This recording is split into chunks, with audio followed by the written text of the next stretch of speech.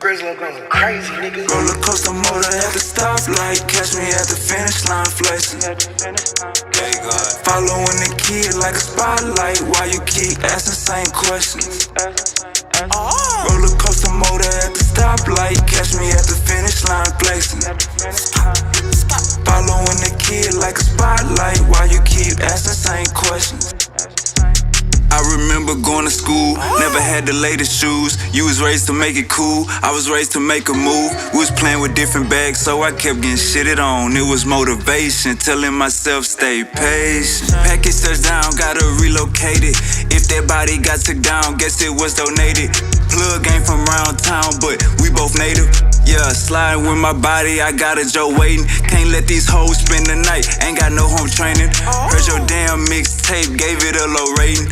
Yeah, streets reply, I look right in a Mercedes. Creep at night, the city lights going brave. She popping it like that is meant for, can't be no road and extendo. Bitch, I put me in the friend zone till she see me in the end zone. Hoes calling from other zip code, trapping hard, I need a flip on this, the new pack, the last one, bingo. Coaster motor at the stoplight, catch me at the finish line flexing. Following the kid like a spotlight, why you keep asking same questions? Roller coaster motor at the stoplight, catch me at the finish line flexing.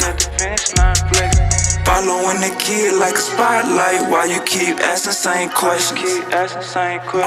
Stepping out cool, rock and roll my watch and shoes. They scream wave ain't bring a pool, mainstream think discreet my moves. Jack hit me up like gotta leave round 2. Know what's going on, man, you need it come through. I'm the neighborhood superintendent.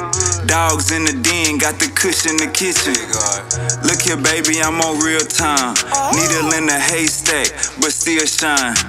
Wave guard, grill gold like a face guard. I did a bid and tell them wait for it. Grill gold like a face guard. I did a bid and tell them wait. Tell them. Roller coaster motor at the stoplight, catch me at the finish line flexing. Following the kid like a spotlight, why you keep asking same questions? Roller coaster motor at the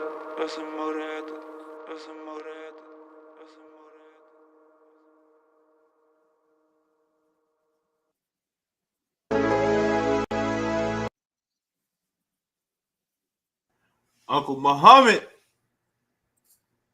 Black Power, Neff, how you doing, man? How you doing? Black Power, it is the truth hour. God damn it. That's right, man. How you doing, young man? How you doing? I'm doing pretty good, Unc. I can't complain. You know what I'm saying, man? Everything is doing well. How you feeling? Thank you for having me. I'm not gonna be long, man. I'm still having these I'm still having equilibrium problems. I don't know if you studied vertigo or understand what it's about, but I'm a 2-time survivor of a brain aneurysm, Neff, and so I get them real bad, man. I mean, when I get them bad, and you know, there's no warning. They just come. There's no treatment. You just have to, you know, lay up like I've been doing. You know, dark house, quiet house. Can't be on these gadgets like this. Can't watch TV unless there's a really big screen because it distorts your eyes. But I get the worst level. There's 3 levels to it. One level is you're laying down and your head is going back and forth. Level 2 is back and forth, side to side. Level 3, which is what I get, is back and forth, side to side, and then the spin. So just imagine laying in your bed and this is going on in your head, nephew. And there's absolutely nothing you can do about it. So that's what I've been dealing with, man. But, you know, as you know, from us building our brotherhood and relationship, you know, you checking me out, me being on your show, and thank you for having me the last time and the first time. You know, I'm a go-getter, man. I don't do good laying around not doing nothing. Because remember, I'm supposed to be retired, you know, and I don't really technically have to do anything, but you know, it is what it is. When you're a revolutionary, man, when you're a street law soldier and it's in your blood, and you do what you got to do. So, you know, I felt bad delaying the show because, by the way, last Friday when I was supposed to, last Friday when I was supposed to have been on, that was actually the anniversary of Dr. Huey P. Newton's assassination. So I really felt bad. But, as you may know, or as you're hearing, there was nothing I can do about it. But I'm here, man, to give you my best and ask me whatever questions you want to ask, and I'll do my best to get through it. But, hey, thank you for doing what you're doing, young man. I check out your shows. And this is what I want the listening audience to understand. This is how you build, brothers and sisters. You just came out. You start calling me Unc. I'm 62. I'm from the old school. I know that's a old term of endearment from back in the day. You see, I never got offended, never got disrespected because I understand what it's all about. And so I'm honored to even be called that because that's what I get called. OG, the elder, Unc and all of that. So, hey, I want to encourage you, brother, to keep doing what you're doing, man. And long after I'm off of this show, brother, if you ever need me, we've been communicating. I'm a message in my inbox. I'm not so beyond reproach where you can't have one of my 2 phone numbers. You know what I'm saying? And I'm here to help you, man, because that's what I do. I'm all about the youth. I'm all about giving back. But I'm not I'm a man of action. And nephew, that's what the people need to understand when they listening to a brother like me. Don't look at me in terms of the world that we living in now. Don't look at me in terms of these so-called leaders and street soldiers and revolutionaries of today. That's more about uniform, patches, how if they beret straight on their head, nephew, is the camera rolling, you know what I mean? I'm not from there. I'm from the hood, man. Well, we got busy, we got down and dirty. And when you seeing that from a child, brother, it's different than reading it in the book, or watching it on TV. And so I just want to set the record straight, because I'm not arguing and fussing with nobody that Harriet Tubman would have shot. You know what I'm saying? I'm not raising my blood pressure for nobody. I'm going to give you this information. You take with it and you do whatever you want. Because at the end of the day, if nothing else, we're in the time of information. You always hear me say this. I said it on your last show. I say it on every show. I'm about to say it again. The same internet that you use to do what you do, dating site, you know what I mean? Look up what club you're going to, what church you're going to visit, whatever you watch on social media. You use that same internet, that same information, and pull this information, and it's right there. So I just want to make that clear. So you can go ahead on and ask whatever you want to ask, and we'll go from there. And I just do the best I can, man, with my memory, having double brain surgery.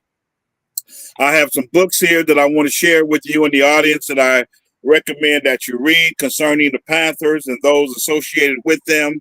And we are going to give these people this information. But more than anything, man, I can't express enough, man. Thank you for having me and giving me the opportunity because, see, what you're doing is community-based. See, you're not on the phone in my inbox getting this information and being selfish about it. You bringing the information to your show, brother, and that's how you do it, nephew. Bring it to the show because you feed a man. He only go you give a man a fish. He only gonna eat for that day while y'all around the fire. But if I take the time to teach you a fish, every time you get hungry, man, any little watering hole, as we say, that you can find, you've been taught, nephew, how to rig up your fishing pole and cast it into the water so you can eat, not just feed yourself, brother, but feed your family. So thank you for having me, nephew. I'm honored and privileged. Assalamu alaikum to all my Muslim brothers and sisters out there. Black power to all of my revolutions out there. Ashe, Mayat, Hotep. God bless you and may Jesus bless you for all you Jesus junkies. And I come to you with honor and respect. And whatever you have for me, nephew, let's go on and do this, brother. Already. First off, tell the people where you from. I'm the 9th of 10 children, baby boy of 4, raised in a no-nonsense country-style home out of Oakland, California. Yes, the home of the original Black Panthers as of 1966. Born and raised, educated in Oakland. Um, Still have family and friends in Oakland. Oakland will always be my home, but I currently reside in about an hour's drive up the freeway in a little country town called Stockton.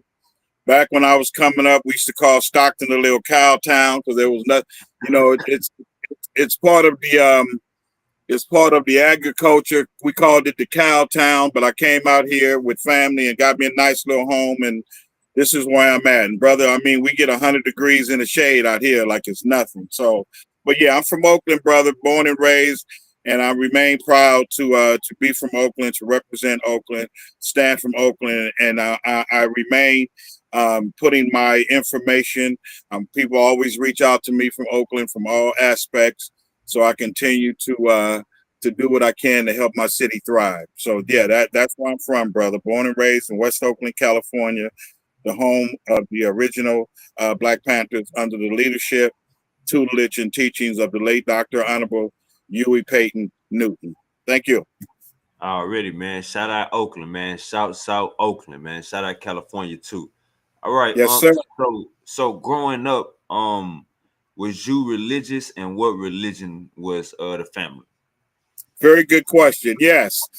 Came up in a missionary Baptist church. We went to church so much, nephew. Our neighbors, man, they felt sorry for us because it came up with my grandmother, that Louisiana grandmother, man, on my mother's side. She was no nonsense. She didn't play, and we did the Sunday school. We did the vacation Bible school during the summer, Baptist training union, sung in a choir, Ursha board, Ursha practice one Saturday in rotation, choir rehearsal the other Saturday. I mean, church, man, not none of that bull crap. With all due respect, they doing now. When we went to church, man, you sung a couple songs, nephew, and you got into the word, man. We used to have to quote the Bible, scriptures of the Bible. We did the Christmas plays with the real, the deacons would build a real manger, for Mary and the baby. And, we did all of that. So, yeah, I came up as a missionary Baptist church, played the drums, sung in a choir, Ursha board. We did the revivals, nephew, even during the week when you had to go to school. Grandma had us in there, man. If the revival was 7 days at night, we going 7 days. You know what I mean?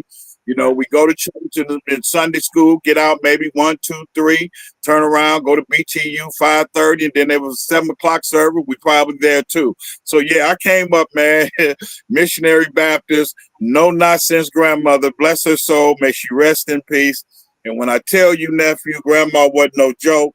Grandma wasn't no joke. I mean, seriously. I mean, we did all the tricks, man. You try to hide your shoe and, burn the sleeve on your shirt.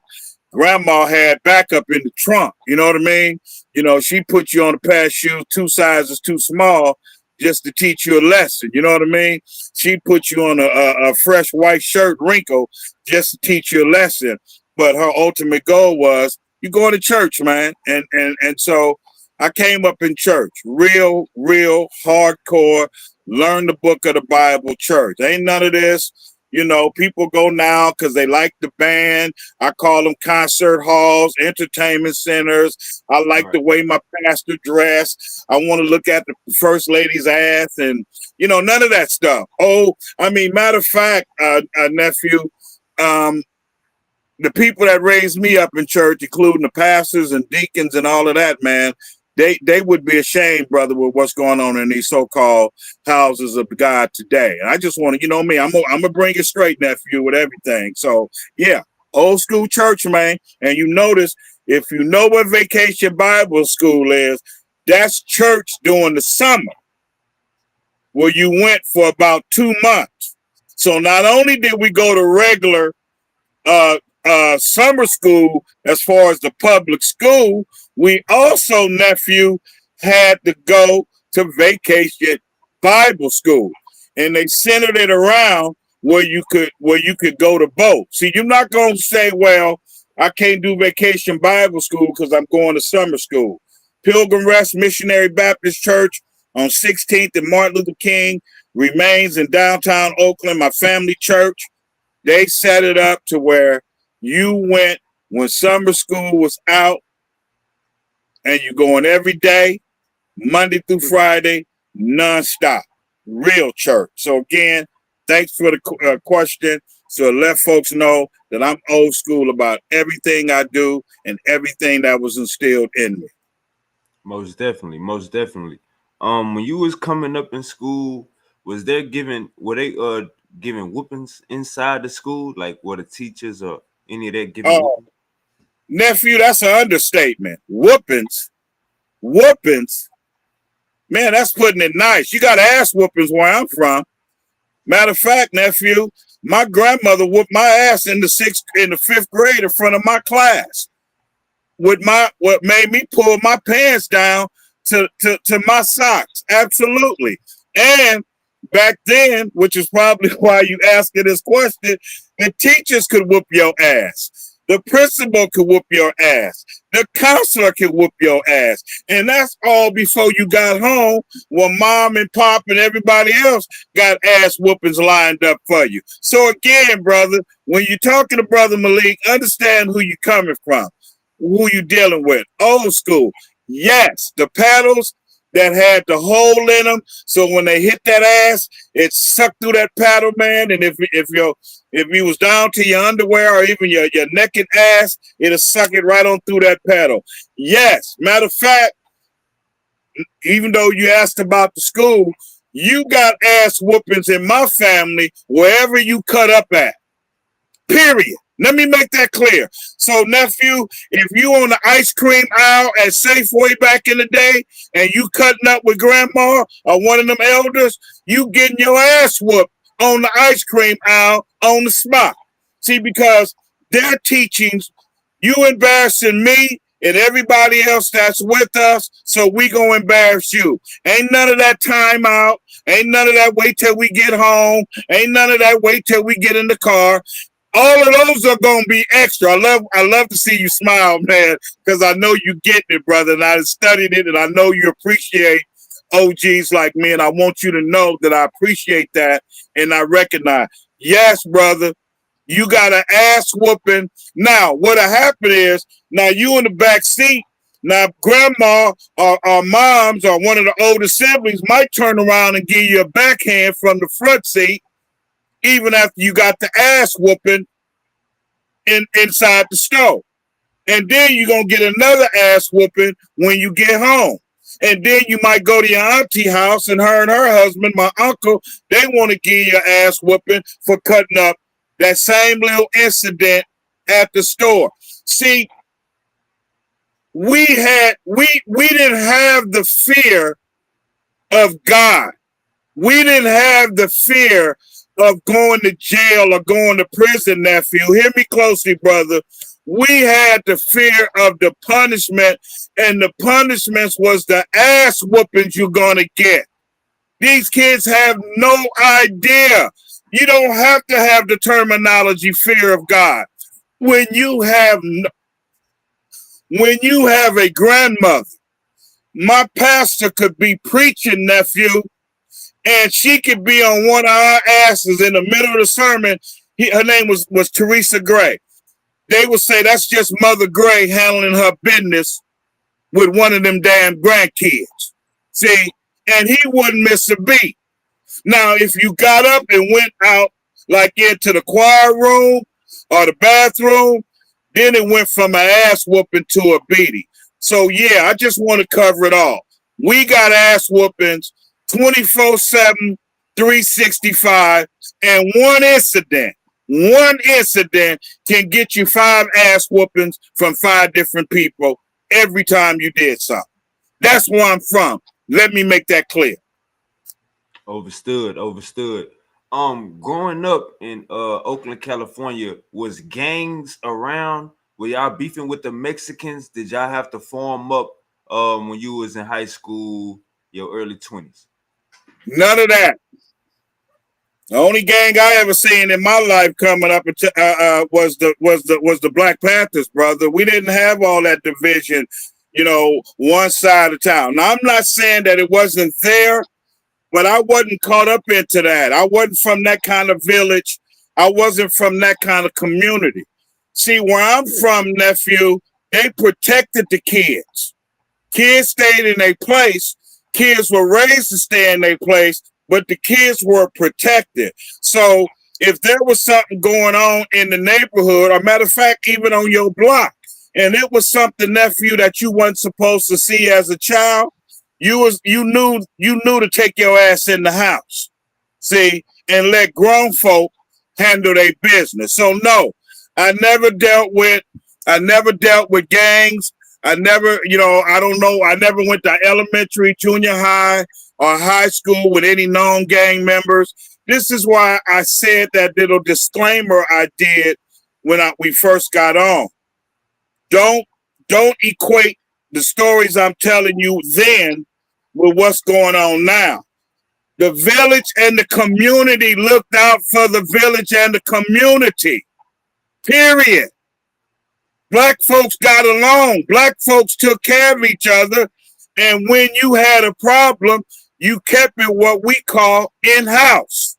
See, even my father and grandfathers taught us, when you get grown and, you get a wife and your children, keep the white, this was the exact word, keep the white man with the star on his chest and the gun on his hip out your business. And you knew they wasn't just talking because you saw it, nephew, as a child. The village and the community looked out for you. Okay? Now, the adults, y'all beat the hell out of each other, but you always protected the kids, definitely the women, definitely the elders. Them three, off limits, no exceptions, no questions asked. Period. That's why back when we were talking about Umar on your first show, and I told you, even today, if he was here in Northern California, you wouldn't have to worry about him standing in front of the bandos begging, because he'd be scared to go to those old bandos. Matter of fact, he'd be scared to come out of the house taking care of his mother, because we didn't play that. See, we didn't play. That's not a threat, brother. That's the way it was. And you know that I'm telling you the truth, man. We didn't play that. It wasn't no conning and scheming and scamming that I knew of going on when I was coming up, even in my adult life, because we just didn't tolerate that type of behavior. Okay? When we hollered Black Power, when we hollered One Love, when we hollered want for your brother and sister that which you want for yourself, I am my neighbor's keeper. We practiced that, brother, and I seen it as a child. This ain't coming out no book. This ain't going to one of the many movie theaters throughout downtown Oakland. I'm seeing this, man, coming up as a bright-eyed, bushy head, 9th of 10 children, baby boy of 4, no nonsense parents in the village and the community. And then you had the Panthers patrolling the street. So to answer your question, Huey, Bobby Seale, Edris Cleaver, that was the gang that I knew about, respectfully. Already. I remember 2000, early 2000s, probably like 2001 or 2002 or something like that. My family's originally from Beaumont, Texas, and one day we went to my grandma's house, and when we pulled up to my grandma's house, Houston, about like a 2-hour drive. So one day we get to my grandma's house. When we pulled up, I knew it was a family emergency. When we pulled up to the family house, it's like the firefighters already came. The front of the house was like already burnt. You know what I'm saying? So the family gathering up. This my grandma's house. She had already passed away. So the family's gathering up at the house, and it turns out one of my uncles smoking crack in the house. He had like 3 more crackheads in the house, and they ended up lighting the living room on fire on accident, and it ended up fucking up the front of the house. We ended up selling the house, selling the land, and all of that shit. But when it comes to crack, how big did crack hit your family in the 80s? Whoa, man, good question. Thank God, man, I got very few crackheads, man. Thank God I got very few crackheads, man. Seriously. Because now when I say that, let me be clear, I'm saying openly, which means as far as I knew, you know, I wasn't the president of the family or president of the United States, but as far as I knew, there wasn't a lot of openly crackheads in my family directly. However, people that are around me, people that I care about, folks that I grew up with, even if they were older than me, absolutely detrimental to the neighborhood, detrimental to the city, detrimental to the community and villages throughout the city of Oakland and abroad. So no, I still got a few in the family, but thank God openly, because of the way we were brought up, we didn't have a lot of them get off the train track, man, and get involved in that. So that's the best way. But did I see it? Absolutely. Again, did it affect other folks outside of my family? Because, you know, blood is what make you related. So nobody don't have to be blood to you for to be family or for you to care about them, you know, the way we were brought up. But I could probably actually say, yeah, man, because these are people, because of the way we were brought up, you know, they were like family, man. And it just, you know, to see somebody, you know, that go from smoking weed, you know, or maybe popping a pill like they did back in the day, you know, to freebasing and then smoking crack, and you know it,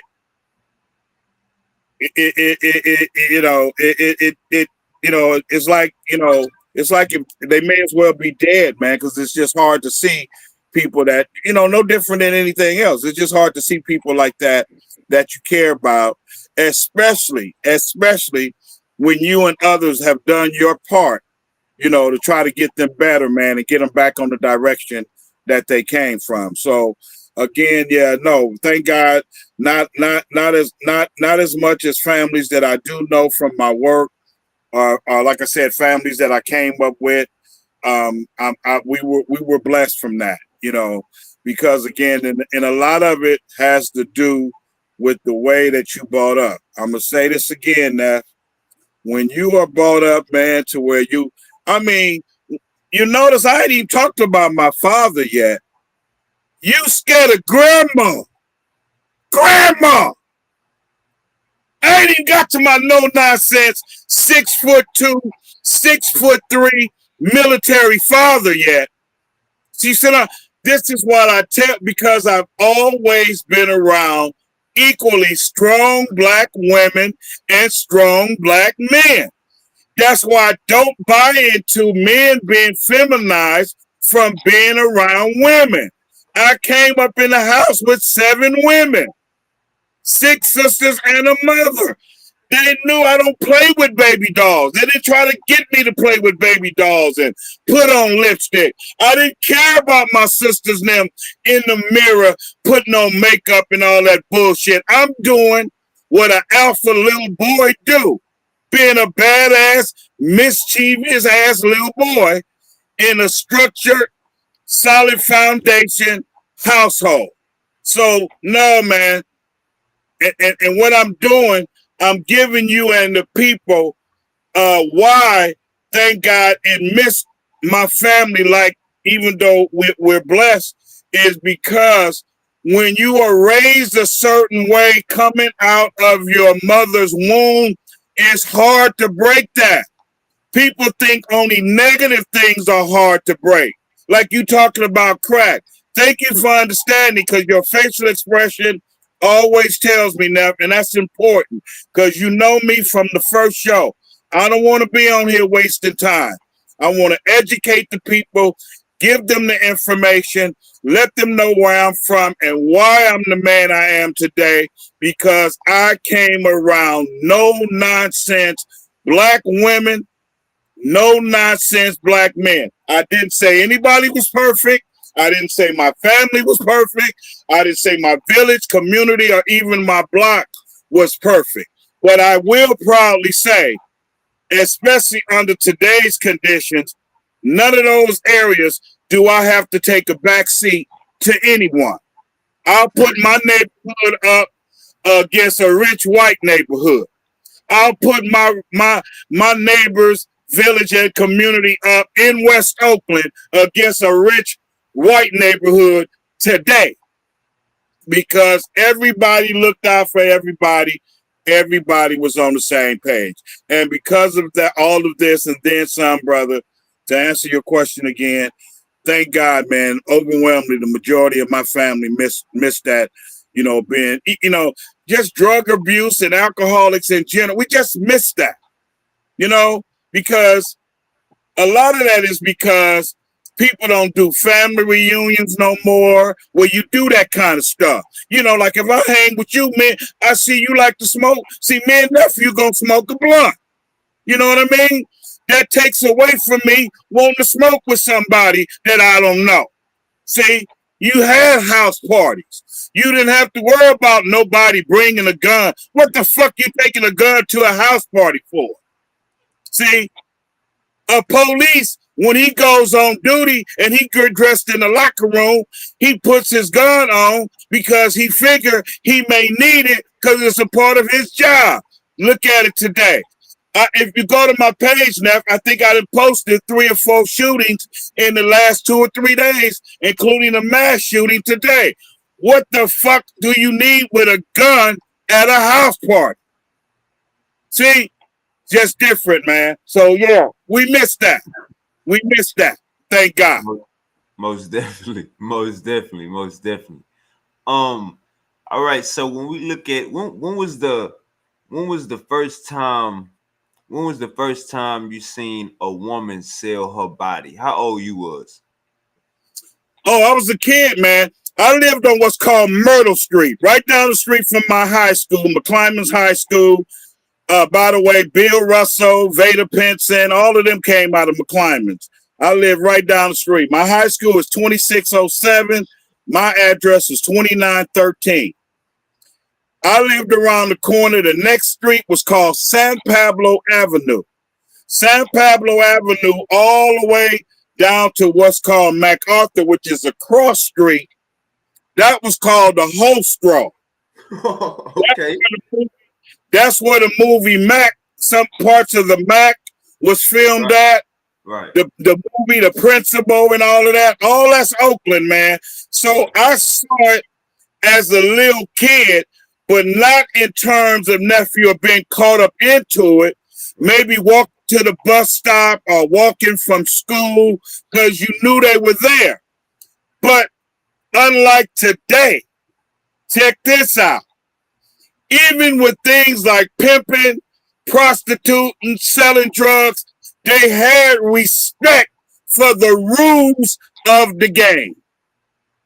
See, they had respect for the rules of the game. So if a prostitute overwhelmingly was getting ready to pull a trick and she saw kids coming from school, see, unlike today, see, she'll shut it down until you out of sight. See, because you know what? Even though she a hooker, nephew, she know that somebody in her family might know you, might know her. She wants to always have respect. Even though she's a hooker, here we go, she wants to have respect for those children. She may have known one of my older brothers and sisters. She might have been an old hooker and knew my grandmother or my auntie. But she would set it to the side until you came out of the neighborhood as a kid, because you have to go that way to go home. It wasn't none of that being blocked out your neighborhood and all of that. No, you stop doing what you doing illegally. Let these kids, these elders, these disabled folks, these women, these respectful men get out of the bird's eye view See, and then we'll go head on and do what we doing. So again, I come from very respect. I mean, you can literally be a respectful whore. You can be a respectful drug dealer. You know, you can be a respectful pimp because it has nothing to do with what they're doing. It has everything to do with how they treated others that had nothing to do with what they're doing. What do you mean, nephew? What do you mean, Not so much that you don't understand, but for the audience to understand. If I'm shooting at you, nephew, I don't need no AK-47 to splatter the whole goddamn neighborhood, to splatter the whole box. If I got a beef with you, I'm coming to see you. Like the scene in American Gangster. Denzel walked up, told the man, "Want my money?" The man didn't give. Now, you didn't see Denzel pull out no goddamn Vietnam AK-47. It's about, that's why I say, it ain't always what you do, nephew. It's how you do it. And even back there, don't get me wrong. Let me make this clear. I'm not glorifying it by any stretch of the imagination. And I'm not explaining necessarily because of you. This is because of the listening audience. You know what you're going to get from me. That's why you got me on the show. See, but this is for those that if they're not listening now, they may listen later. I'm not glorifying it. I'm just want the people to really understand how, I don't say the world because the world is the same. It's the people within the world. See, even when you were doing something that, like for instance, if you had a dice game going on the sidewalk, the brothers would stand up at attention, man, until the old lady walked by. You see what I'm saying, nephew? Move all the money, move all the dice, hide the bottles behind your back, even though you're grown. But it was the respect for the neighborhood. It was the respect that that lady, that child, that grandmother, that uncle, that auntie has a right to walk that sidewalk. See, because you shoot dice on the sidewalk is wrong. So the dice shooter respected that.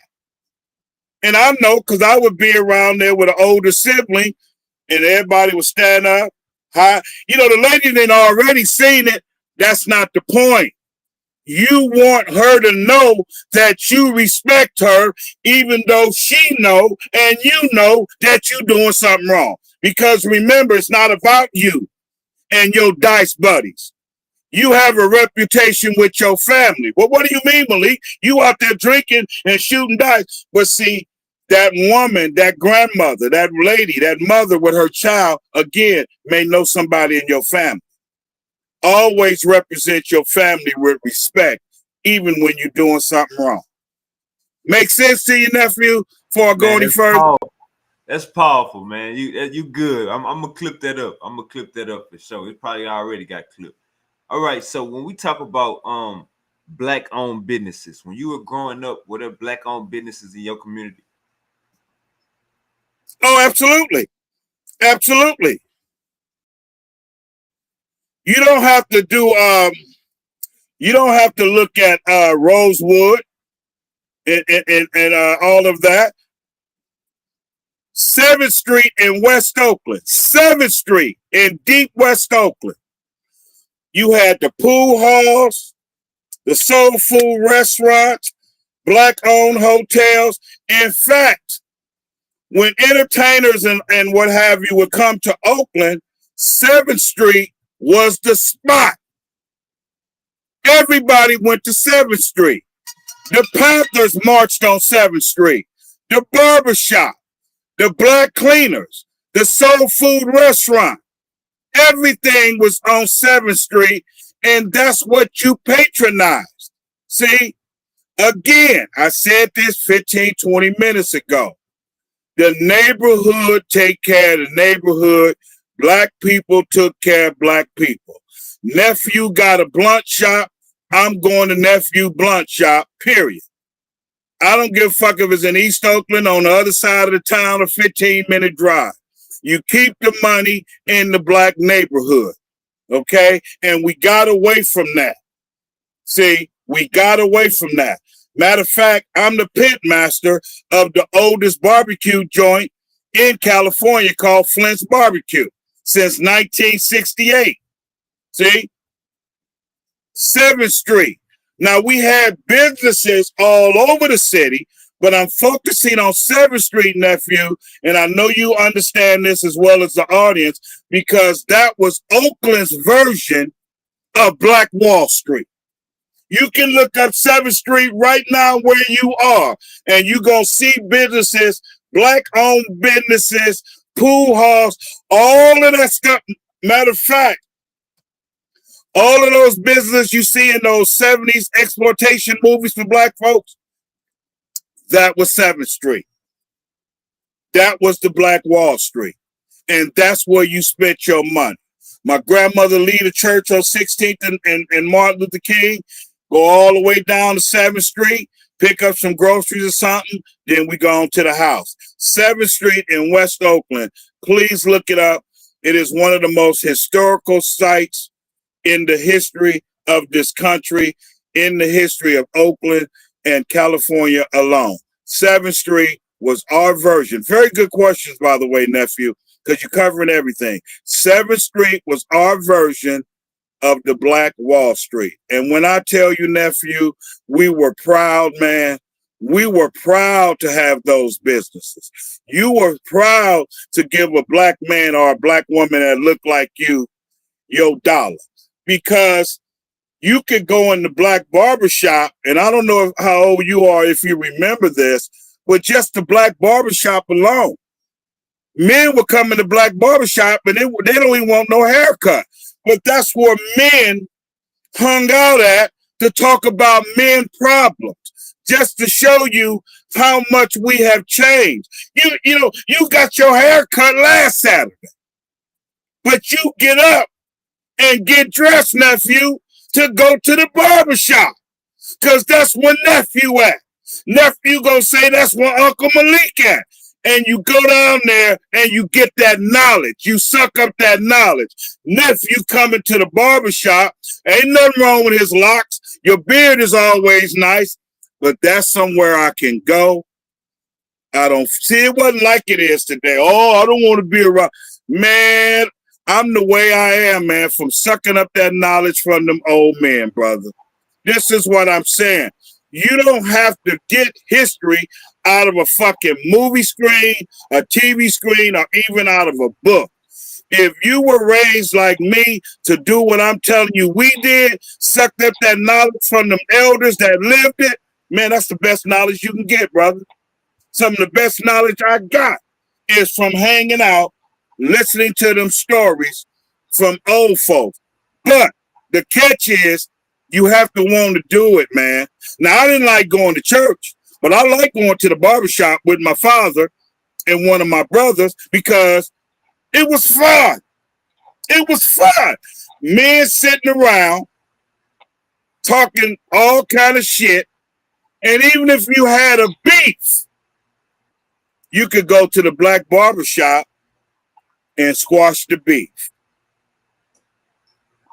Make sense, nephew? You could go to the barbershop to squash your beef. Man, I feel bad. I disrespected Unc. I know he at the barbershop today. Nephew, you coming down to the barbershop, and you'll talk about it in front of everybody so everybody can put their input. See? And this is why. I've never harmed a black man. I would never raise a gun to shoot a brother that looked like me. I couldn't do it. Because that's not what I saw. That's not what I taught. See, that's why I don't fuck with all these so-called pro-black organizations and all these goddamn guns. You got all these rifles, all these guns, all this ammunition. Who the fuck are you shooting at? Who you buying for? You and them did very little practice like you see these so-called gun clubs today. Yet, just the opposite. They shot at every goddamn thing, fucking with their people. Because you know why, nephew? They wasn't scared to go to jail, and they wasn't scared to die. Why? Because everybody's going to die. Do you want to die with a purpose, or do you want to die on some bullshit? Because you're leaving here. You're leaving here. This is the concept of death that was installed in me as a little boy. You leaving here, Malik. Now, do you want to leave here robbing the bank? Or do you want to leave here protecting your nephew or the black man or the black woman? See, do you want to be shamed at Uncle Malik's funeral because you know them bullets laying up in his ass in that embalming fluid is from a security guard or police? Or do you want him to be laying up in that casket because he died protecting nephew, so nephew can sit back like he's doing now and smoke him a blunt and not have to be worried? That's the difference. So I've never been afraid of death. See, I've never been afraid of death because it's not fucking rocket scientists. I don't know anybody that has lived forever. Just like when you live. Just like when you live. A lot of people, nephew, wake up every day and live. They just living. But are you living with a purpose? See, you know from the first, every day I wake up at 62 years old, this battered and bruised body, bad knees, both shoulders repaired, survived brain surgery twice, back surgery. I got all kind of bolts and screws and shit all throughout my body. Don't have to do nothing. But every day I get up and the common denominator, I want to fight for my people until I take that last breath and you carry me to the cemetery and drop the goddamn casket. See, that's my legacy. That's what my 10 grandsons know about their grandpa. That's what my 3 granddaughters know about their grandpa. That's what my 6 sisters know about their baby brother.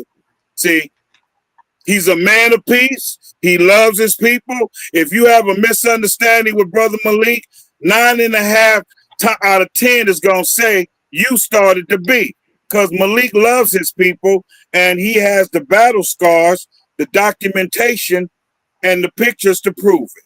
So yeah, I'm a hammer in on this stuff, nephew, because I want our people to know that we don't have to be living in the conditions that we live in. Starting number 1 with how we treat each other and how disunited that we are, because there should never be an incident that can cause you to not unite with your brother or your sister.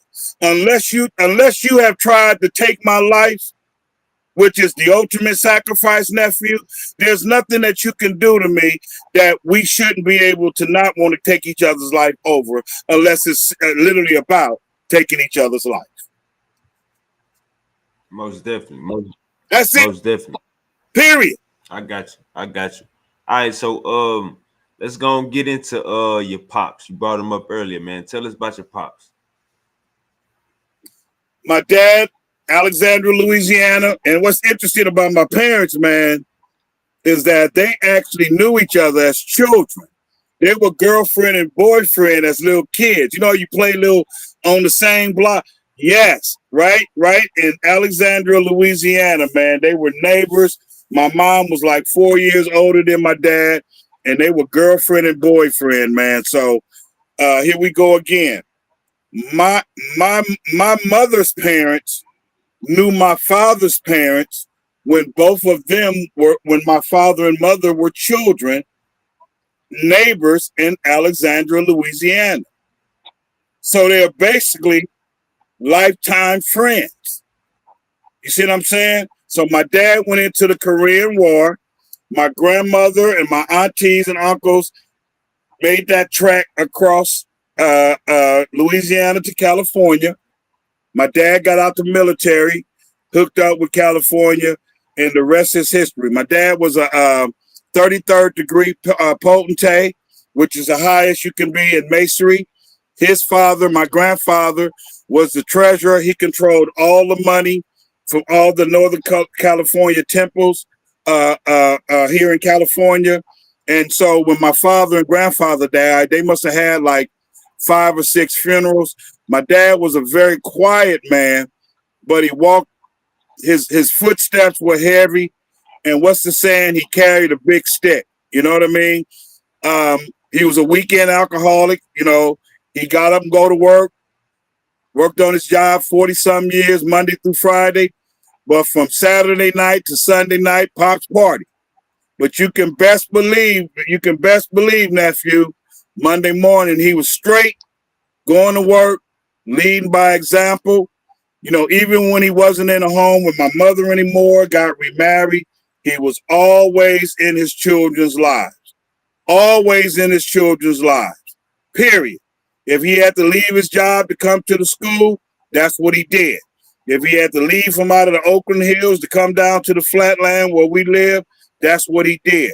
He was no nonsense. He took care of his business, and none of us are perfect, but Pops was all right, man. Not only as a husband to my stepmother and once to my mom, but Pops was all right as a father.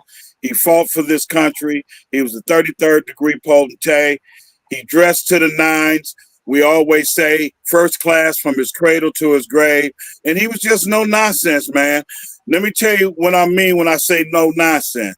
My brother next to me, I'm the baby boy. So the very next boy, there's 2 other ones, but the very next one, his name is Junior, nephew, Lorenzo Lewis Jr. And I remember I was in junior high school, and him and my father was going at it at my dad's house. And he barely pushed my father, nephew. Hear me out, man. My father went to his room, got his 12-gauge shotgun.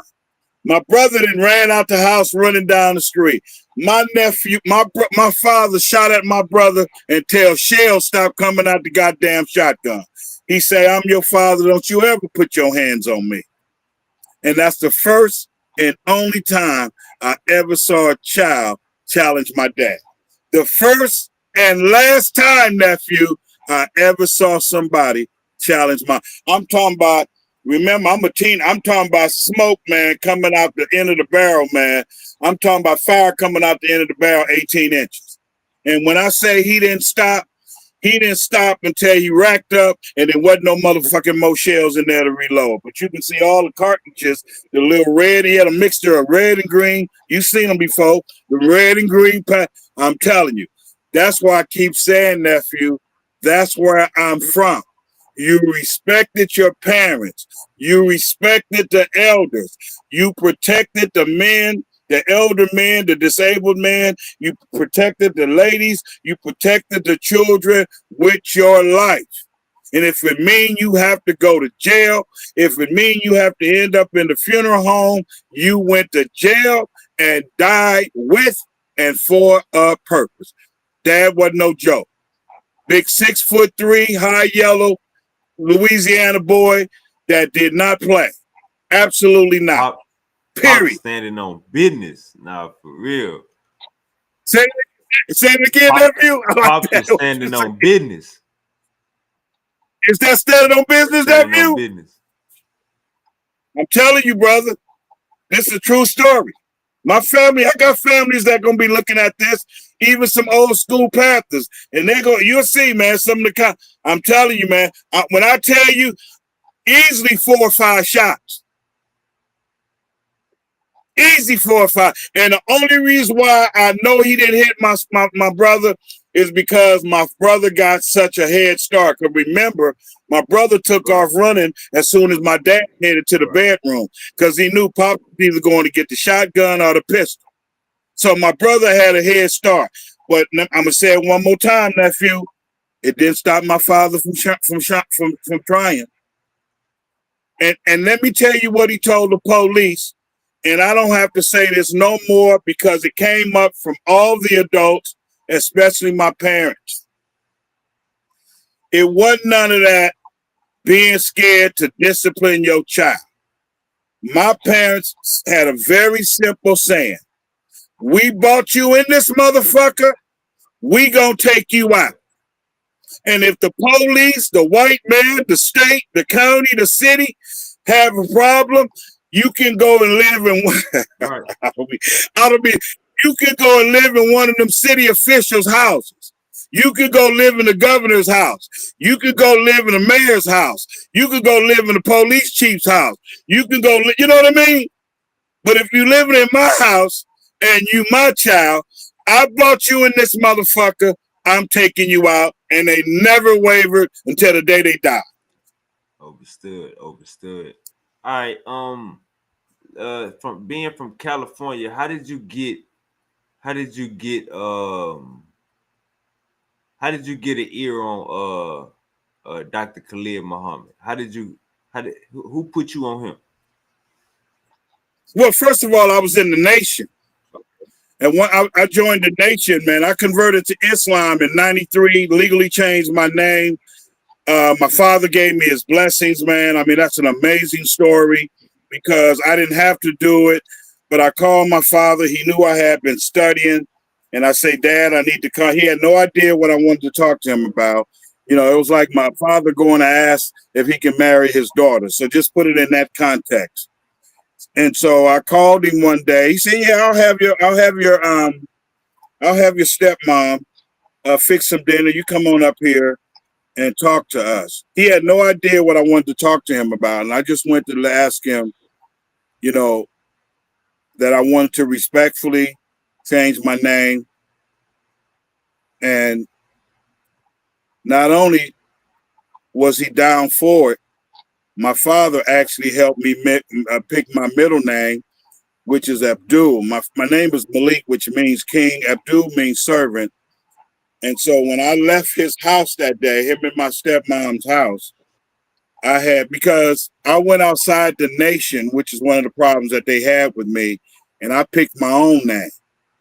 You know, I didn't want Minister Farrakhan or nobody to give me my name because I knew because of the influence that Malcolm had on me, I knew Malik was going to be part of my name. I did that. And of course, I knew Muhammad because in the Nation, everybody's last name is Muhammad once you go through the X program and get your name.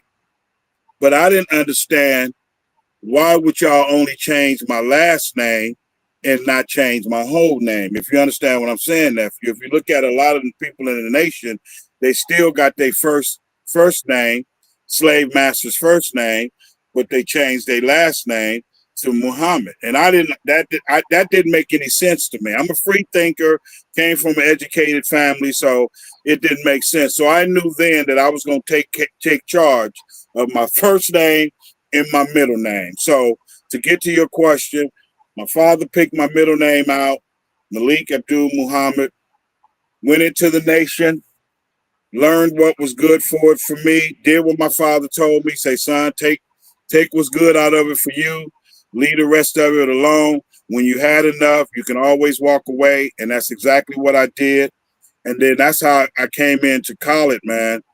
And when I left the Nation,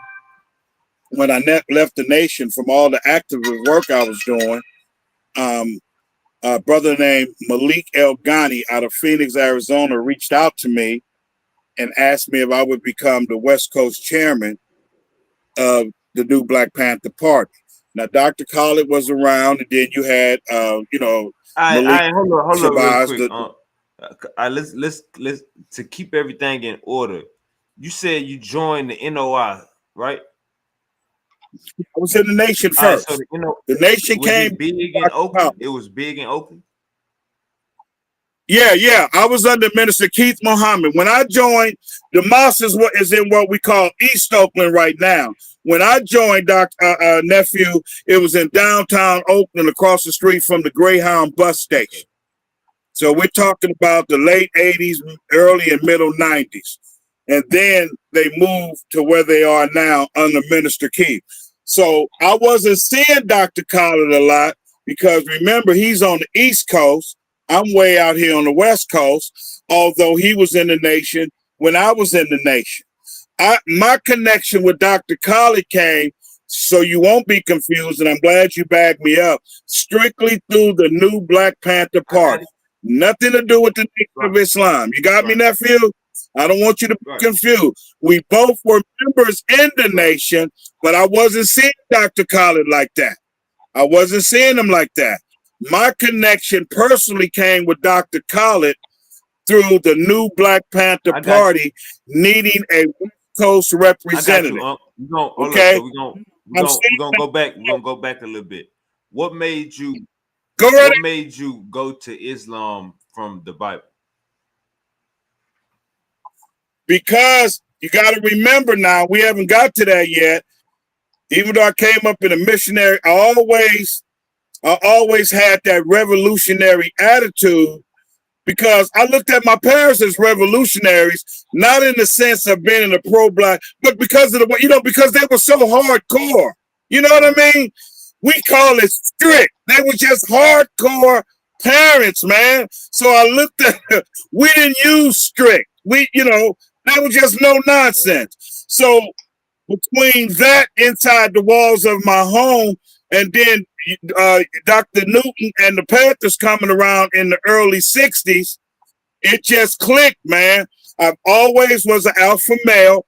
I was an alpha male as a little boy. My parents knew I was an alpha male because my mother she would put her finger under my chin. And I look up at, she said, "Boy, you're going to be a handful." She would always say, but in a good way. So to answer your question, from me looking at my parents, my village, and my community, even before the Panthers, as being somewhat revolutionary, because we were pro-black. That's what I'm saying. You don't need to be in the organization to be. I was in a pro-black neighborhood, village, and community because everybody looked out for everybody. So what made you put another book over the Bible is basically what I'm asking. The Bible was revised, and there were so many things in the Bible that not that I agree with everything in the Quran, but there was just so many things, even coming up as a kid, especially becoming a teenager, that it just didn't make any sense. You know what I mean? It's just a lot of stuff in the Bible that was confusing me. And then you take the Bible and you start seeing the way people that were so-called Christians were acting. It just didn't make any sense to me. And then my father wasn't about church. My father was one of those fathers like Malcolm's father. He was military, fuck the church. I want my sons to go to Raider games with me on Sundays. So with all of that coming at me, and I hook up, I see Dr. Ewing them in the neighborhood. I see all of these relatives, include some of my siblings, boys, men and women joining. All of that put Christianity and the Bible aside, man. And then I started reading the Quran and studying the Quran even before I joined the nation. And I felt more in tune, more in touch with the teachings of the Quran versus the teachings of the Bible, if that makes any sense. The Bible made me feel, the Bible made me feel more like I was living in a fantasy versus the Quran made me feel what I was seeing, especially from a revolutionary Nation of Islam, Huey Newton. Not that Huey was a member. Huey read all books. If you know Huey, he read everything. And so when you put all that into context, I'm like, no, this ain't the book for me. Islam is the true religion for the black man, and the rest is history. The rest is history. But to be honest with you, brother, nephew, it was more of so-called church people, Christians' behavior than even the Bible, if that makes sense to you, because people wasn't practicing what they were preaching even within the Bible. Because still today we play it off where it's the Old Testament. Give you an example. The Bible says lesbianism, gayism, transgenderism is an abomination. So when you start seeing so-called Christians, and it wasn't as blatant as it is now, participating in that kind of behavior, and it's being accepted, when you get to the age where you come into the knowledge yourself, You're like, this is hypocritical teaching. The Bible is saying this and they just doing that. They doing this, but the Bible is saying that. Who do I believe? Do I believe what they're doing and what I'm seeing? Or do I believe in the Bible and what I'm reading? And what happened is overwhelmingly the behavior of what we call the Bible thumpers, the behavior of the churchgoers knocking down the front door to the church. Okay, the behavior of the Christians didn't match what they were forcing down my throat as a child in the Bible. So I'm at that age now. Fuck that. I'm gonna try something new. And I picked up the Quran like any other book, started reading it. Rest is history, man. There we go. Went to the next, took out of it what was good for me, just like because he say, son, you got bullshit, drag and drama in all religion. You're going to have bullshit men as Muslims in the nation. You're going to have bullshit women in the nation, just like you got in the church. Like I just told you, you know, my father knew all that. And that the night that we went to dinner, he talked about all that. And that's exactly what I did. Especially again, with you and them coming around, speaking this unity, this black power. I never looked at the Bible as a unity black power book. I just never looked at it. So it didn't fit with who I was becoming and the things that I was starting to believe in what I saw. It just didn't fit who I am. Matter of fact, let me add to that. The reason why my dad was so proud and so honored, not even so much about me respecting him, even though I was a grown ass man, and I didn't have to.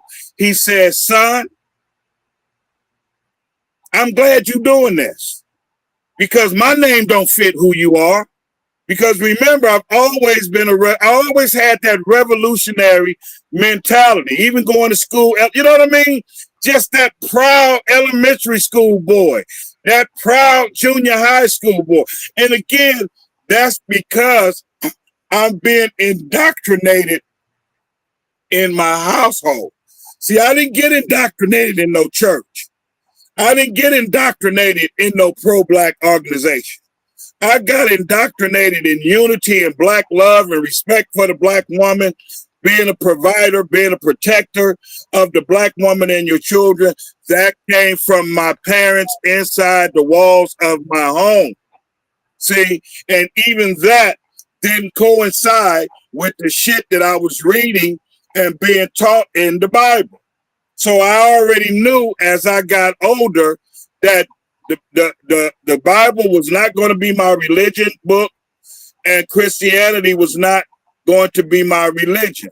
Even though the Bible described Jesus as having wool hair and bronze skin, I wasn't taken in by that. I wanted something that fit more in line with me. Here come Huey. Huey is before the nation. That's why I only stayed in the nation so long, because I got out because I got everything that I needed out of everything and everybody to where I could take it, pass it along to becoming a father, becoming an uncle, becoming a grandfather, becoming a classroom teacher, a mentor. I wanted to be able to pass this information along. And still today, I look at myself as a student. And that just simply means you never put stipulation on learning. There's no such thing as because you're 60 years old, Brother Malik, nobody can teach you anything. Right. I can sit up here and talk to you, and you can teach me a lot, nephew, because I don't know everything. So I hope I answered your question. Most definitely. Most definitely. Yeah. Right, so with the NOI, what made you want to join the NOI? Because the NOI, what happened was we had, now remember now, we haven't really covered Huey there. So remember, coming out of my household, the way I was raised, my village and community, then the Panthers in the early 60s, and then Dr. Yusuf Bey showed up and started opening up these your black Muslim bakeries around the Bay Area. And the main one was on 50 something in San Pablo Avenue. So I started seeing Muslim brothers. Even though the nation had a mosque, I started seeing brothers from Dr. Yusuf Bey more than I was seeing brothers from the nation at the time, if that makes sense. And I found out the reason was, even though the nation sold newspapers and bean pies, Yusuf Bey had the bakeries. And the biggest bakery where they actually did the baking and you can walk in and see it was blocks from my home, my childhood home. Remember, I'm on Myrtle Street. Remember, I told you San Pablo is 1 block over. So you go 1 block over and about 20 blocks up, you're at the Black Muslim Bakery. So I started seeing those brothers. One of the first brothers I met, he ended up being a lawyer, and he was one of Dr. Bey's sons. Now, I didn't join Dr. Bey. I just would read the newspaper, get the bean pies, the fish sandwiches, and all of that. And then they were talking about the nation, because a lot of people don't know, nephew, Dr. Yusuf Bey was once in the nation before he branched off on his own. So they would mention the nation to me. I hooked up with them in downtown Oakland and joined the nation, and that's how I got into the Nation of Islam. But it is because of Dr. Yusuf Bey having the Black Muslim Bakery that got me to actually join, in terms of joining something to become a Muslim, if that makes sense to you. They are the ones that really introduced me into the good eating, the fish sandwiches, and the bean pies. Now, at the same time, I was seeing the final call because Dr. Yusuf Bey carried the final call in his bakery, because remember, even though you have Dr. Yusuf Bey and your Black Muslim Bakery, even though you have that branch, they were still affiliated with the Nation of Islam. So all of my early education, all of my early being in tune and wanting to be a Muslim came from the brothers walking the street with the final call in the bean pie. But plus they would have the cinnamon rolls, and I had never seen a brother from the nation with cinnamon rolls. So when I put 2 and 2 together, okay, they got the bakery. Then I start going to the bakery, start watching them bake. I said, well, okay, well, I'll join the nation on 20th and San Pablo in downtown Oakland, and the rest is history. All right, all right. So go put us on the new Black Panther Party. Well, I had always knew about them. And because of my work, of course, being a Muslim, social media activist, even before I become monetized, not that anything I do on here is monetized on my behalf. I just don't have the time, you know, because I'm doing what I'm doing before it became monetized, before it became popular. Like I told you, I have 2 YouTube channels, and I've never used them long before, you know, YouTube even became popular. But what was your question again? I'm sorry, man. About new Black Panther Party. Yeah, and so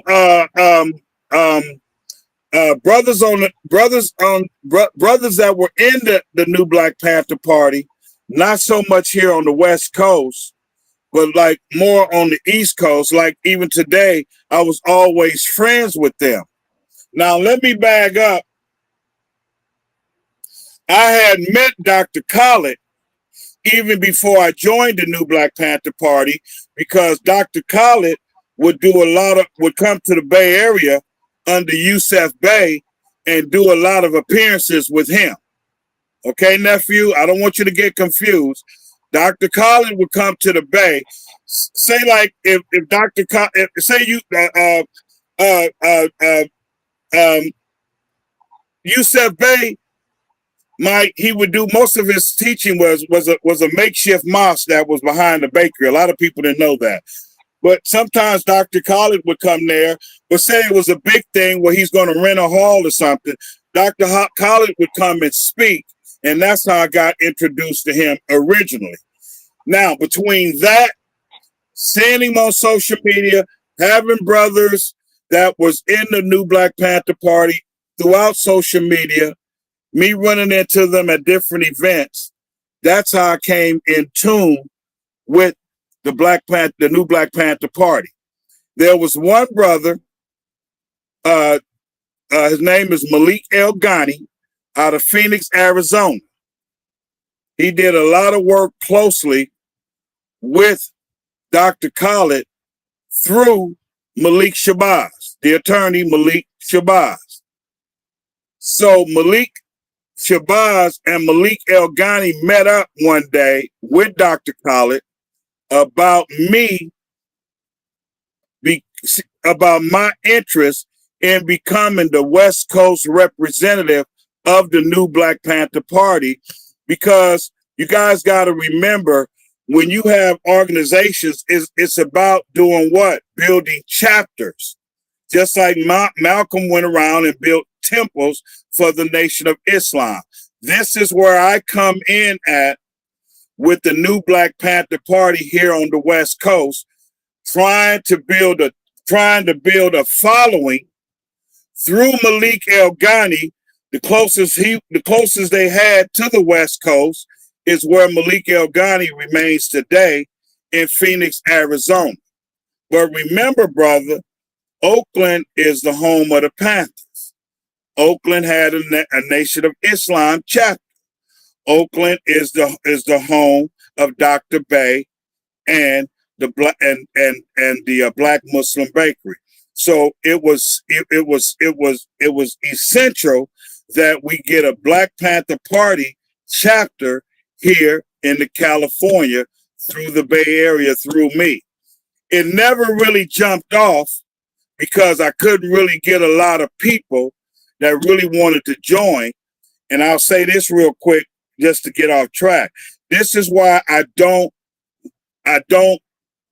deal with folks like the Umar Johnson that's about talking, but when it comes down to doing the walking, okay, they come up with every excuse in the world to not have 10 toes down, boots on the ground. I just wanted to throw that in, nephew, before I go any further, because that's the number one reason I couldn't technically, under Dr. Khalid before I left, get a chapter built here, because all the brothers and sisters that I thought, that I went to first, that I just knew without a shadow of a doubt would want to come on board, they didn't want no parts of it.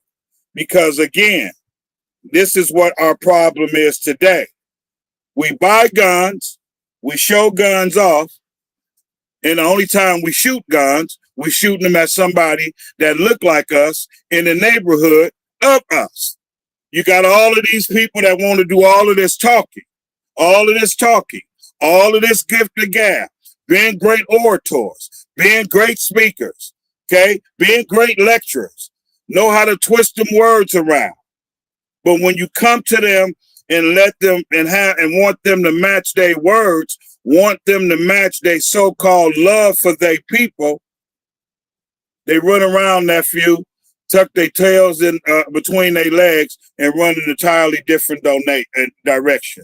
This is why I'm so hard on our people, and I'm not fascinated about these so-called pro-Black organizations, including the new Black Panther Party, which is when Khalid got out of it, I got out of it, because I knew that Dr. Khalid was the number one reason that the new Black Panther Party, nephew, had the reputation that he had. Him and brothers like Samor Shabazz, who I'm friends with also here on Facebook, it was just a handful of brothers and sisters in the new Black Panther Party under Dr. Khalid that really gave it its reputation. Most of them brothers and sisters, especially today, nephew, they in it for show, man, and they in it because they just want to say they're part of something. But when it comes down to action, and let me tell you something, Dr. Khalid, without question, was the baddest, boldest, bravest, take no shit Black man that I've ever had the privilege of not only meeting, standing shoulder to shoulder with. He meant what he said, and he said what he meant, and he had no qualms about putting his words into action. That's why I'm going to continue to say, I've said it when we started, I've said it in the middle, I'm going to say it again. Don't think you impressing this OG with all of them uniforms, shiny boots, fatigues, berets, patches, badges, and on top of that, gift of gab from the Umar Johnson School. I'm not impressed. My household with my parents, grandparents, uncles, aunties, cousins, siblings, neighbors was about business. Huey came along about business. The nation was about business. Dr. Khaled was about business. So you're dealing with a man, an OG, that's about his business. I don't care how many guns you got. I don't care how many gun clubs you got. I don't care how much talking you're doing. If you ain't out here in the motherfucking streets, if you ain't in the village, in the community, if you're not going to the corners to stand and talk to these black men, to give them hope and lead them by example, like I've done opening my Rites of Passage program, nephew, talking loud, talking a lot, saying absolutely, and more or less doing absolutely nothing. That's a fact. That is a fact.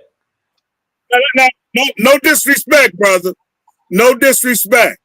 But when you came up the way I did, and then from the revolutionary pro-black standpoint, you were taught by Dr. Huey and the Panthers, and then here come Dr. Khaled. Oh no, man. Them brothers were serious, man. See, we get fired up because we watch Dr. Khaled on the video. You know, no, brother.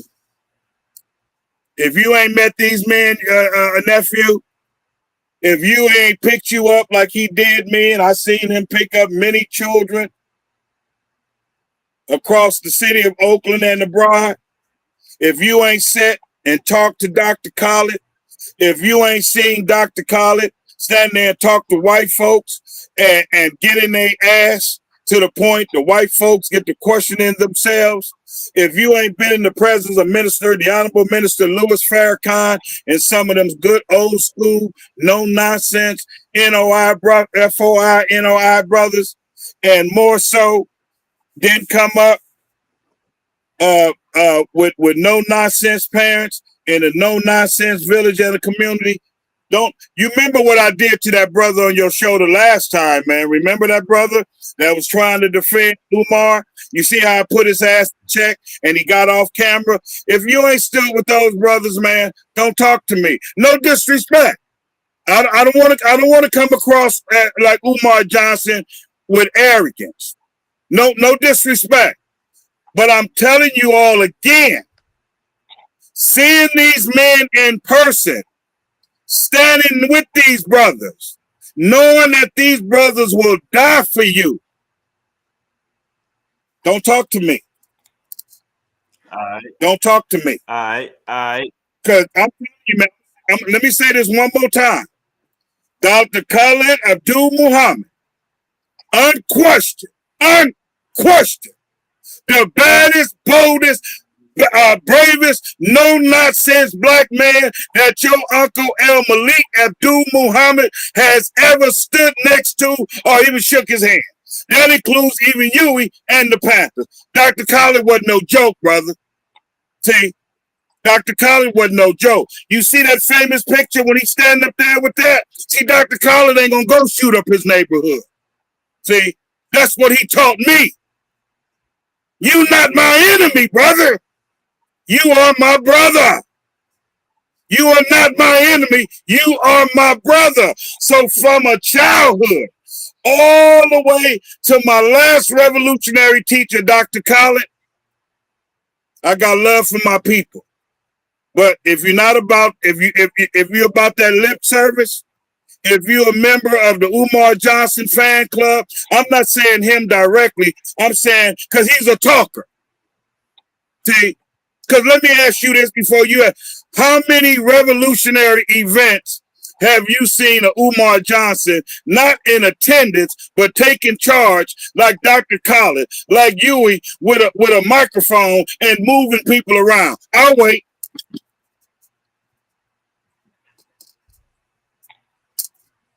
Yeah, I heard it here. Take your time. Take your time. I'll wait. Yeah, I heard it here. Yeah, I heard it here. All right, Uncle Malik, how you feel about Cornell X? I believe he's the head of the new Black Panther Party right now, if I'm not mistaken. Don't fuck with him.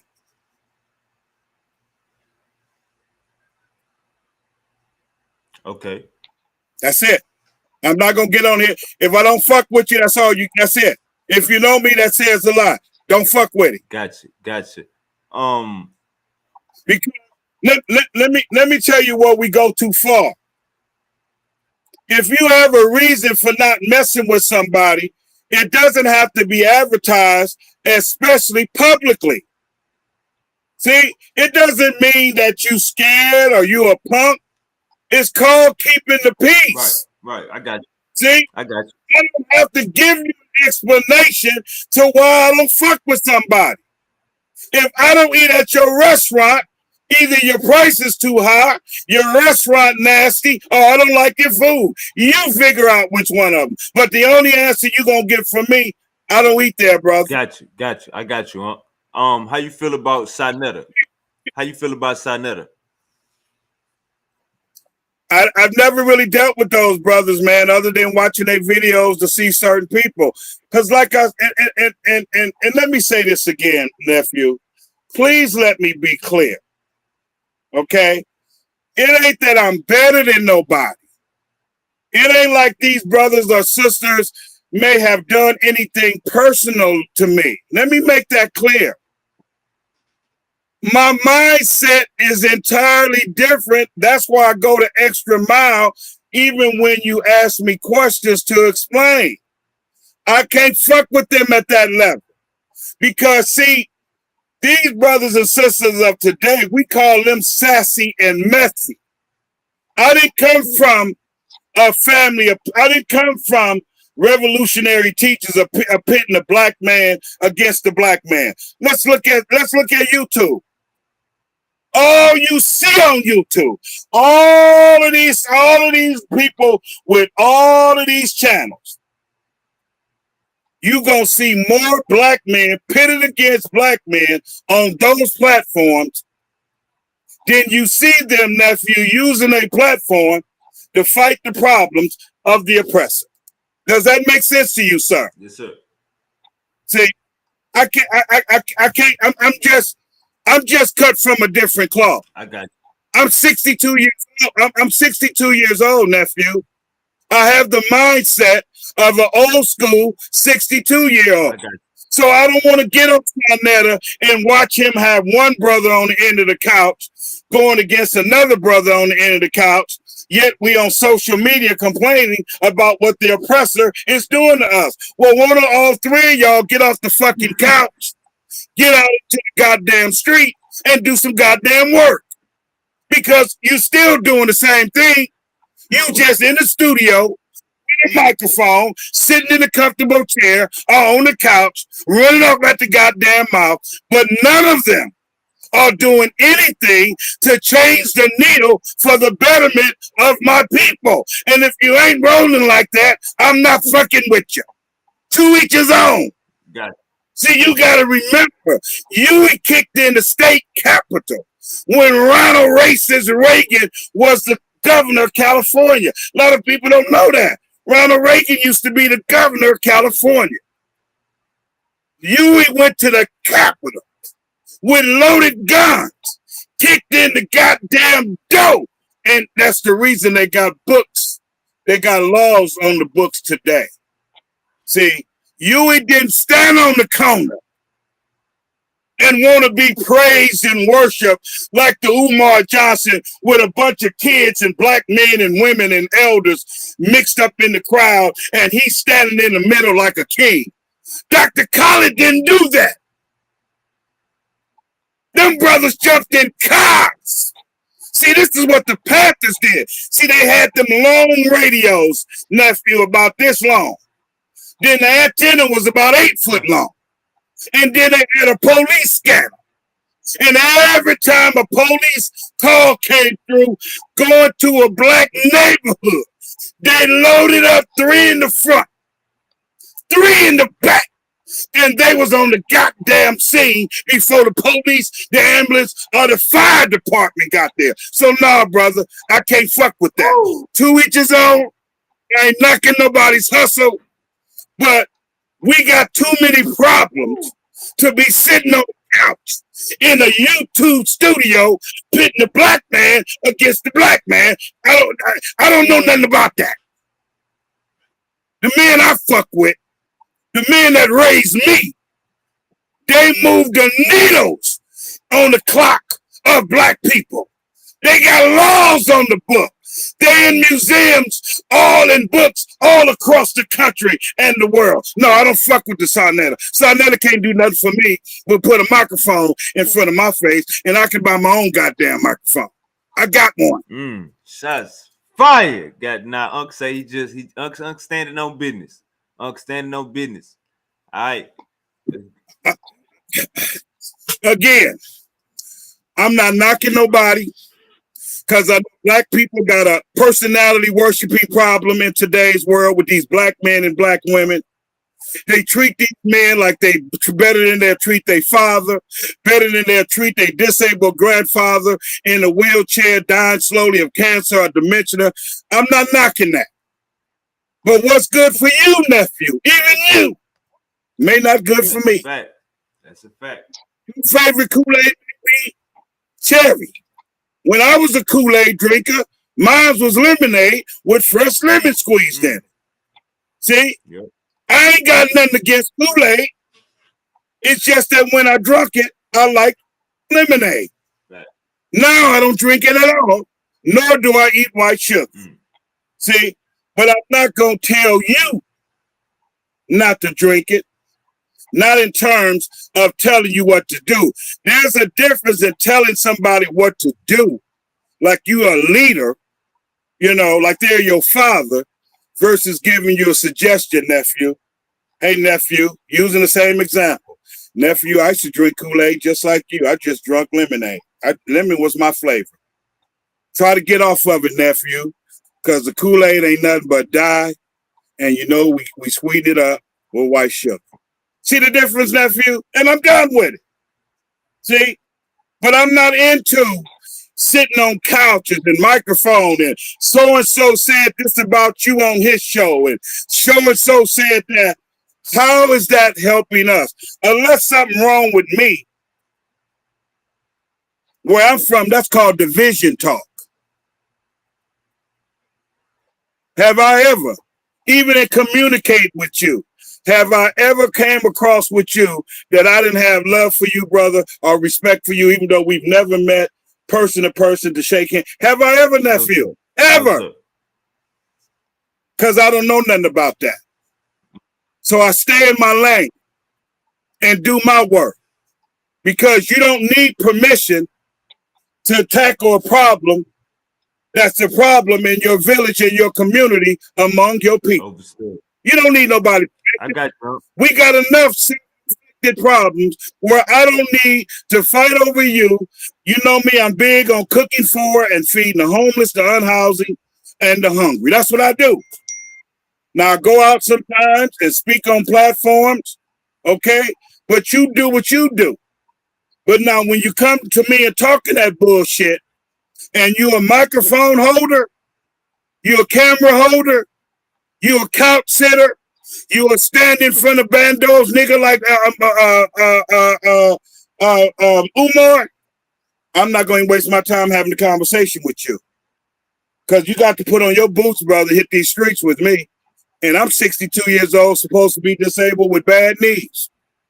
But I do more about 12 o'clock action than the Umar Johnson do all day standing behind a goddamn microphone and the camera, talking to the people and begging the people, giving them good, feel-good moments. Well, you're no different than the preacher on Sunday. You're no good than a preacher on a Sunday. You tugging at that emotions, you tugging at their feelings temporarily, maybe for 2 or 3 hours, maybe for the rest of that day. But then guess what, nephew? The next morning you got to come back into reality. See, you got to come back into reality. So no, I'm here to solve the problems of my people, one problem at a time, 1 minute, 1 hour, 1 day at a time, the best of my ability, and getting results. So no, I don't mess with the Sarnettas. Nothing against him. Don't know him. Never met him. Never been in his presence. I just know what he's about. I'm not in that arena. Most definitely, most definitely. When we talk about President Trump, how you feel about President Trump? You think he's doing a good job controlling the world right now? You know, we the power. We like to look into everybody's politics. How you think Trump doing?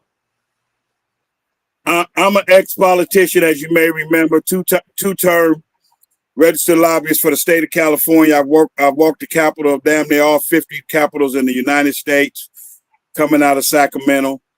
I've always tried to get my people to learn politics, all branches of politics, everybody's responsibility, because if you understand politics, you don't get all into your feelings and your emotions like I see my people doing. To answer your question, nephew, I have no control over what goes on in the White House. I'm not going to waste my energy. I'm not going to get into my feelings and emotions. I'm not even going to post about it throughout my social media branches other than educating, because elections have consequences. The people have spoken.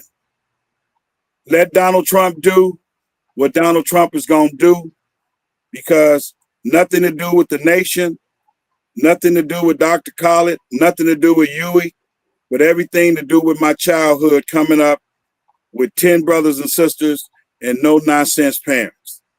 The world don't owe you nothing. You adapt to the world don't adapt to you. It's never made a difference.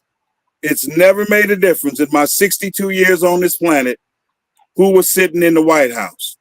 And you know why, nephew? Because of what I just said. I'm going to adapt to whatever changes that they make. See, this is what I'm saying. We love these Malcolms and we love they cliches and they saying, but we refuse to practice what they taught that we call ourselves love. See, I don't worry about the government. As long as they ain't fucking with my Social Security check and my pension that I work for, do whatever the fuck you want to do. Because I don't depend on it. I don't depend on it. See, I don't depend on it. I adapt to whatever going on in this world. Because for me, we got the same ideology. Any other way, brother, I got the attitude of that old saying that the world revolves around me. The world don't revolve around me. And being that I was taught that, thankfully, as a child, my parents taught me to revolve myself around the world. We got it all wrong. See, we depend on our government too much. Okay. We act like the world owes us something. And here I go again. We act like the world is to revolve around us. What does that mean, Malik? Anything that I don't like, it should be changed. Anything you don't like, it should be changed. Now, what if you like something different than what I like? How is the needle going to move? So how about I do this, nephew? How about I teach you to adjust to the world? I adjust to the world, and then both of us are getting what we like. Does that make sense to you, sir? That's what we know. See, so bring all the tanks you want, bring in all the National Guards you want. They have no effect on me. Not one of my leaders, my parents, Minister Farrakhan, Dr. Khaled, has ever told me to go out and break the law. They told me to fight for freedom, justice, equality, liberation, and salvation of my people. Okay? And for me to adapt to the world, not for me to have the world adapt to us. And this is why we're in a state of confusion. And you don't have to be. He can do whatever the fuck he want to do. I agree. He ain't came and deported. He ain't deported nobody in my family. Not an elementary school friend, not a college school friend, not any one of my 13 grandchildren, not any one of my 6 sisters, not any one of my 3 brothers. He ain't came and took my mama out of her grave, my daddy. You know what I mean? Right. I Let got the you. I work. got you. Hold on. I got you.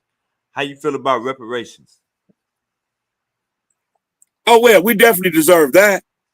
Absolutely. How in the hell everybody else done been compensated but us? And we built this country not just on blood, sweat, and tears, but the ultimate sacrifice. Our ancestors gave up their lives. See, a lot of people don't understand when you say your ancestors gave up their lives, that don't mean they gave up their life being killed on the plantation, being beaten to death on the plantation. We had millions of ancestors that jumped over the ship because they would rather be dead and free than be alive and stay on the same ship going to the next drop-off point. So no one deserves reparation more than black people. Now, this is why that's a good question. Now, you want to talk to me about the government? We could talk about reparations. But what he doing to the Asians and somebody that ain't supposed to be here legally and all, that's not of any importance. You want to talk to me about the government? You want to talk to me about Capitol Hill? You want to talk to me about the president? My category is reparations. Right. Other than that, you're sitting on the couch, one end is sitting at the couch, somebody else on the other end, and he's sitting in the middle. All right. When we talk about I heard you say earlier you don't agree with everything in the Quran. Also, when we talk about miracles, do you think people can do miracles today? I am a miracle. I'm a living, breathing miracle. I'm a 2-time survivor of a brain aneurysm. October the 3rd, 1998. I'm working 2 jobs, 2 different companies, 7 days a week. Hey, I got my 4 teenage children. Two boys. OG. I ain't talking about that. I'm talking about performing miracles. You think people can still perform miracles today? Absolutely. If they believe it, I believe you can do anything you want to do. If you set your heart and your mind and then do the physical work. See, we always talk about the heart and mind, and we leave the physical aspect out of it because we want everything, including miracles, to be done just with words. You got to work, man. And like I said, don't get me wrong, nephew. Please don't get me wrong, because it's important to me. What you feel is important to me, man. Trust me. What the audience feel is important to me. My attitude is about the government because the same thing it is with miracles. Get up and do the work to make your life better, no matter what the miracle may be, and no matter what the government or anybody else throw before you. You either go over it, around it, on either side, under it, between his legs, or you go through the motherfucker right through his torso. Period. Right. And I'm not going to say nothing no different. But it cannot be done with words. See, we stuck on words. We don't want to do the work. We want everything spoon-fed to us. Like, you know that baby sitting in the high chair? They don't have no control over their head, and you got to feed them out the bowl or out the baby food jar. This is what we want because there's no work in that. The child don't have to do nothing but sit there, let the mama, daddy, or grandma feed them, take that spoon and open their mouth and slide the food down their throat. You got to do the work. Yes, I believe in miracles. Outside of talking and all that gossiping, do the work. When I say you can do anything you want to do, yes, but you got to do the physical work. Got you. Period. Black Anonymous says, Super Wavy, please give my greetings to Brother Malik. Thank you. Black Anonymous says, peace, Brother Malik. All right. That's one of my. And thank you, Black Anonymous. Thank you for joining me, man. And you guys got to excuse me sweating and all of that and doing Nah, all you this good. You moving. good. I explained. You good. You good. Yeah, I explained about that vertigo, man. It ain't You nothing to good. be You good. played with. And You I'm a good. I two-time. dropped the link. I dropped the link.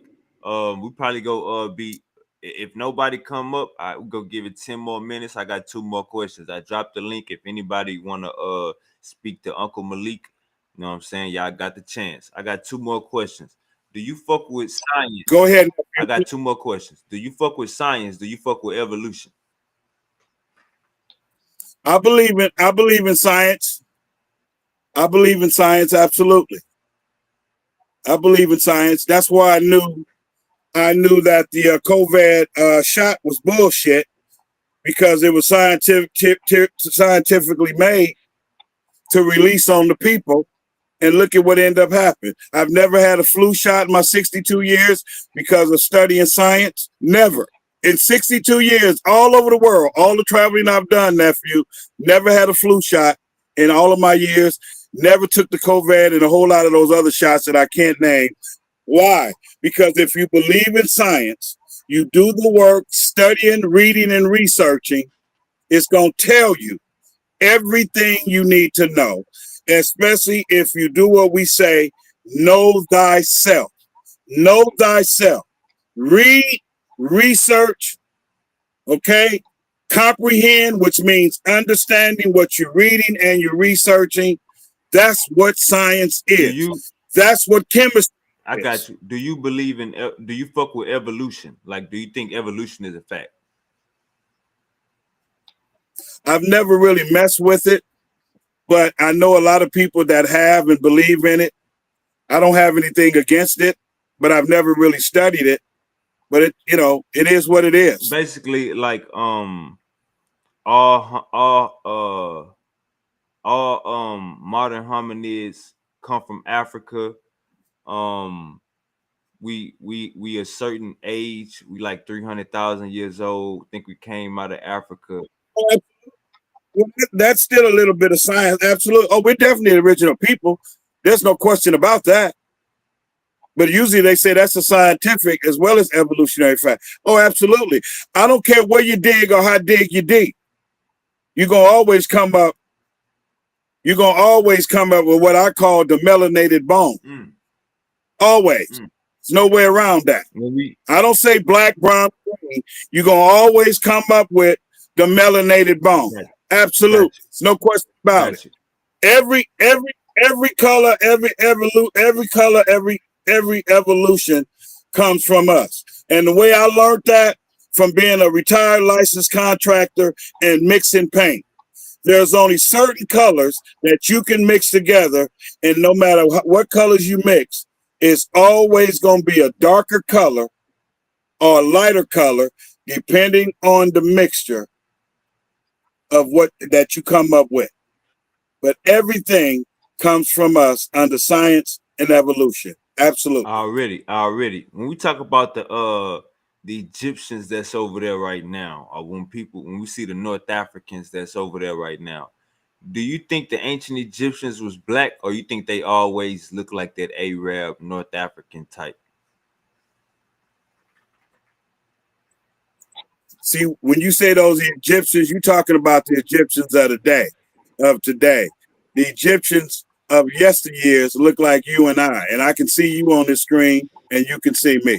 Simple as that. It's written on the walls of the pyramid. All you got to do is read and research, or if you get a chance, go visit for yourself. So if you're talking about those of today, absolutely not.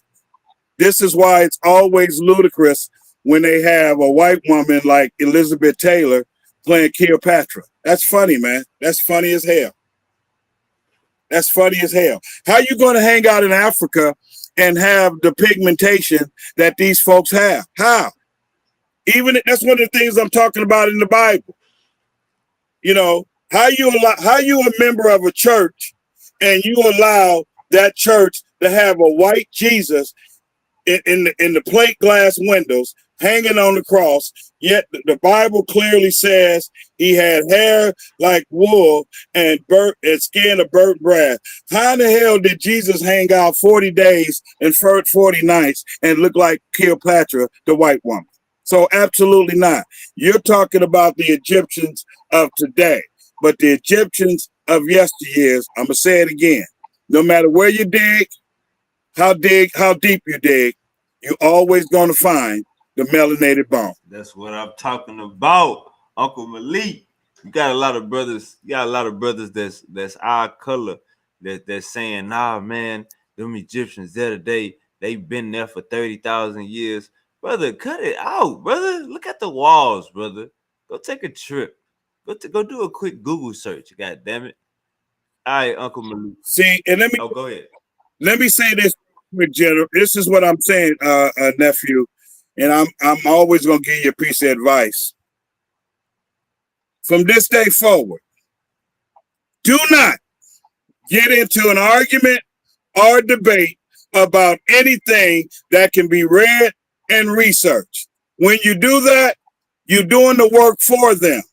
And what you want them to do, if they disagree with what you know is the truth, and you speaking on and standing on that truth, nephew, don't argue with them and give them the answer. Let them do exactly what you just said. Don't even Google it. Don't even research it. Get on a plane and take a trip to the motherland, because it's right there on the pyramid in writing. Right there, brother. Right. So thank you for having me, man. If I can just announce, I'll be on the Rim Rum TV show with our brother Remy Friday at 4:30 California time. I'll also be appearing on my dear brother, the Information Man show, Sunday at 2 o'clock, also California time. I'm still waiting to get back because I'm not able to fly with Tasha K, the Breakfast Club, so I can hold their asses to the fire on the Breakfast Club. I'll also have a show coming up next week. We're just waiting for Sister Shabazz. Next week, she made it for sure for next week, but definitely Friday 4:30 Rim Rum TV, Sunday Information Man show right here on YouTube, both times Pacific Standard. Nephew, thank you so much for having me, man. Thank you for your understanding when I had to cancel on Friday the anniversary death of the Honorable Dr. Huey Peyton Newton. And thank you for having me today. And I can only hope that my information, it's not about agreeing or disagreeing, like I said, or debating. I just can only hope the information that I have shared from my life experiences has, if not helpful to you or even those that are listening, but are helpful to someone else. Because I practice each one, teach one, reach one. Want for your brother and your sister that in which you want for yourself. And nephew, I am your keeper. I am my brother's keeper. I am my sister's keeper. Peace, love, and light. Black power. Assalamu alaikum. Wish you well, nephew. I got you on notification. I watch every show. Thank you for having me. And I'm going to tell you again, like I told you when nobody was on the line, you keep doing what you're doing, young man. This OG is proud of you, brother. I see the subjects that you have. I see the information and the guests that you have, because every drop in the ocean contributes to filling up the bucket. And everything that you do can help, if not me, if not yourself, but someone else. Love you, brother. Hey, OG. That's the goal over here. Yes, sir. That's the goal over here. We learn every day. So I appreciate you. That's why I said that, because I know that's what's called your motto. And that's why I wanted to encourage you, because we don't do that enough. We too busy doing the sonetta or what you see on YouTube in competition with each other. How about telling your brother you proud of what he doing? How about telling your sister that you here to help her in any way that you can? See what I'm saying? Because that's what life is all about, man. Sharing the love and sharing the knowledge. And it's all free, brother. So I'm going to tell you again, I'm proud of what you're doing.